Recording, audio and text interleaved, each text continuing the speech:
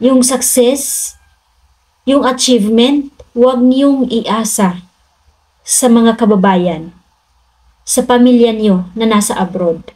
Dahil yung totoong success ay nasa kamay rin ng mga naiwan sa Pilipinas.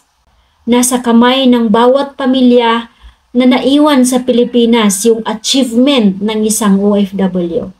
Kung waldas-waldas yung lahat ng pamilya sa Pilipinas, pag-uwi ni kabayan, wala nang pamilya na makakausap, tinalikuran siya dahil hindi na nagpapadala ng pera sa kanya, hindi na siya nakikilala nung anak niya, lahat na tinaklikuran siya nang dahil hindi lang siya nakapagpadala ng pera.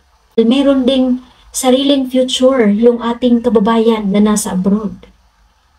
Mayroon din siyang sariling kinabukasan na kailangan i-build.